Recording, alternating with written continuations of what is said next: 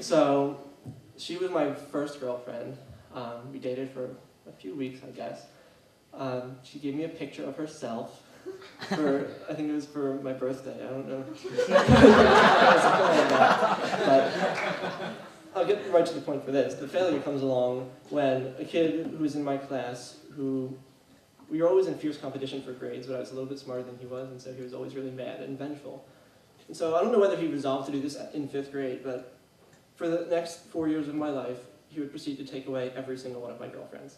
So, 5th grade, he devised this plot that would get my girlfriend to break up with me and date some other guy who he knew she would immediately break up with and then date him. And that happened. Then, so I cut my losses, moved on to 6th grade. And so that went on for a good, 2 months of holding hands every single day. And then one day, my friend decided that he was attracted to her. I guess, I don't know why I call him my friend.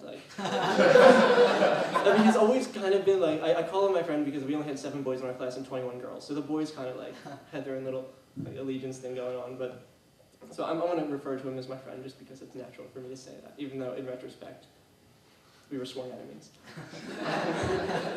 But 6th grade, he decided he was attracted to her. So by spreading rumors about me, he managed to get her to break up with me. And after us having only held hands for 2 months, on a week after she broke up with me, she started making out with him, tongue and all, in front of my face at a party. So these are my grade school and a little bit of high school failures. Actually, it was just a series of getting screwed over by one kid, but it still counts as a failure in my book. There was something that happened in high school. I got another girlfriend. This was sophomore year, and this girl was quite possibly the worst possible girlfriend anyone could ever have. And I mean, I've made that claim a number of times, but as of sophomore year of high school, I'll just explain. She had a 3-point policy that she never actually knew that she had this, but I deduced it after 3 months of dating her. It was a policy that made it so that no one could ever be happy while dating her, and every relationship she would ever have was destined for failure, as long as she maintains this policy. And it consisted of point number 1, and this is her speaking. Point number 1, I am a miserable human being. That is my nature. It cannot be changed. Point number 2, you, as my boyfriend, are required to make me happy. Point number 3, if you try to make me happy, that means you don't accept me for who I am, that is, a miserable person. And therefore, you don't respect me as a human being. And so, after 3 months, I guess each month I learned a new one of these. And after I realized that, I guess the whole failure was the relationship itself, but there was a point that is the epic fail of this relationship. I was on the phone with her, and then I think she was yelling at me about something. She was unhappy, and I said oh, don't worry about it. She's I have to worry about that. That's who I am. Stop hating me. Okay. And it was getting really annoying because I didn't know what to say to her at this point. My friend beeped in. I switched back to her, and I talked to her for another couple of minutes. She's like, who are you talking to? Why are you so not talking to me? You're supposed to be talking to me, making me feel better. And so then I was like, hold on a second. And I click over, and I'm just she is such a bitch! And all I hear is her voice saying, who's a bitch? At which point I realized that I didn't actually press the button. And I had to concoct probably a 5-minute story explaining how, out of nowhere, I interjected that a random girl that I had been thinking about her bitchiness all day long, that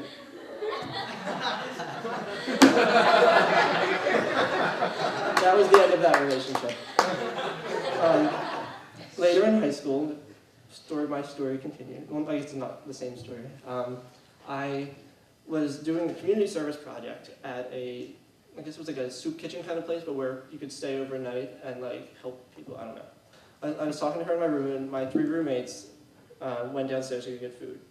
And on their way back up, they knew that I was talking to my girlfriend. They invited me to go down. I said no, whatever. On their way back up, they ran into the missionary guy. And there were a lot of cats in this building, so he just holding the cat, petting it. And they were right outside my door when like he ran into them. He's like, oh, what are you guys doing? And they're like, oh, we're just getting food. And he's like, where's Steve? And there's like, oh, he's in there talking to his girlfriend. And so the Christian missionary then says, well, if Steve wants some pussy, he can have this. Kicked open the door and threw the cat at me.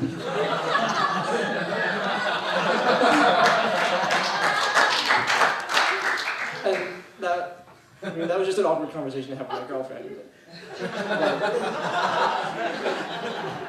This was part one of my experience that night. Part two comes along maybe about 3 hours later, when at the time it was really hot. This was like I think it was like 98 degrees probably that night. It was really, really hot in this room. And so again, they had gotten thirsty and they went down to get drinks. And one of the, like I became a big fan of St. Ives, like the hand lotion around this time. And so I brought a giant tub of like those big containers of St. Ives. I don't know why I knew when it was that big. I just had that. I didn't have a little bottle, so I brought that with me. And I was sitting on the top bunk of the bed in my room, and the three of them went down to go get food, drinks. And little did I know, one of them had taken a washcloth and covered it in about probably a fistful of St. Ives. Must have been like 40, 50 pumps. And so as I was in the bed and I was taking my shirt off because I was getting ready to go to bed, and it was really hot. And so as soon as I take my shirt off, they kick the door open, run inside, and all I see is just a kid winding up, and he throws the washcloth full of cream directly at like my face and body. And so me, not wanting to waste like wonderful St. Ives cream, and wanting to retaliate and like make them feel awkward for what they had done, I start rubbing the cream all over myself. I'm kneeling on my bed, shirtless, rubbing cream on my nipples, and like, I start screaming at them, like, oh yeah, my nipple! No sooner did I scream that my morality teacher walks into my room, looks up with this face of utter horror. He's like, Steve, what are you doing? And I mean, what did you say? You're rubbing your nipples with St. Ives? I couldn't say anything. I just kind of like started like,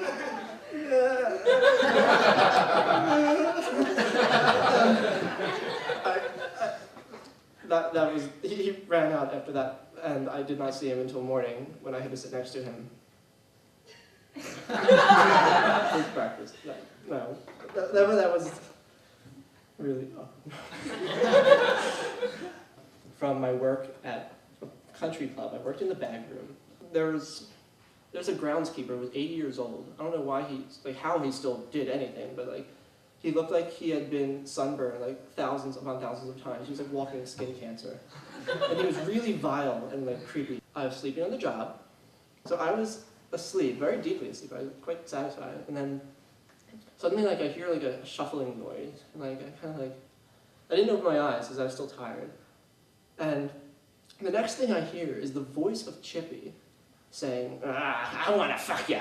And the next thing I feel is the weight of an 80-year-old man come down upon me as I'm sleeping and start humping.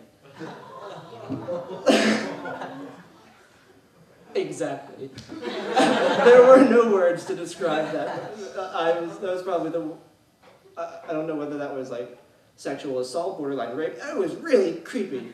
And so I still like cringe at the thought of like, this really, really creepy, vile 80-year-old man trying to molest me. In terms of failure, I tried to get like, I didn't want to have it end on that note, like that experience, because it was really traumatic. And so I retaliated at the time, like I threw him off me, and then there was a hose nearby, so I squirted him with the hose. I don't know how you're supposed to respond to something like this. And then I went out and grabbed his golf cart and like drove away with it because I didn't want him to have it and he couldn't really get around without it. So that was my